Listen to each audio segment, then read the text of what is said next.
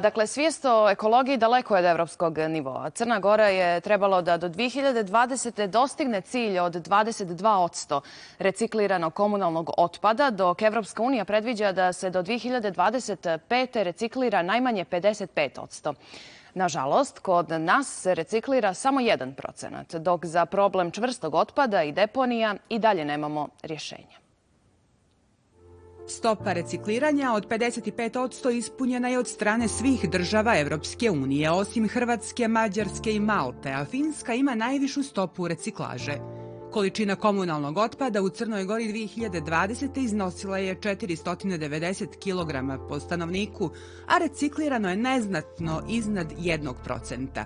Imamo strategiju upravljanja otpadom od 2015. do 2030.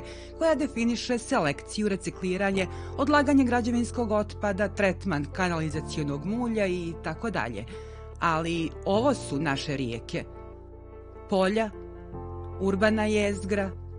To zapravo govori o tome da sistem upravljanja otpadom ne funkcioniše na najbolji način. Ono što definitivno nismo sredili kada je riječ o upravljanju otpadom, prije svega jesu lokacije za građevinski neopasni otpad, skoro u svim opštinama.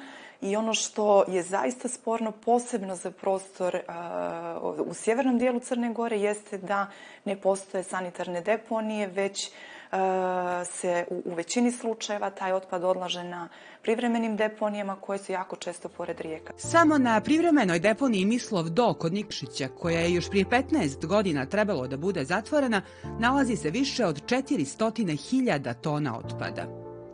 Ovo je tipična subota u reciklažnom dvorištu u Holandiji.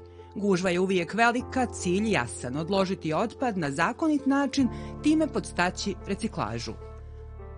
Na reciklažno dvorište koje smo snimili dolaze cijele porodice. Djeca su uključena od najranijeg uzrasta. U Podgorici postoji 6 reciklažnih dvorišta na kojima u više navrata ne zatičemo građane. Iz Čistoće kažu da se količina odloženog otpada ipak povećava, mada nedovoljno, ali rade na edukaciji.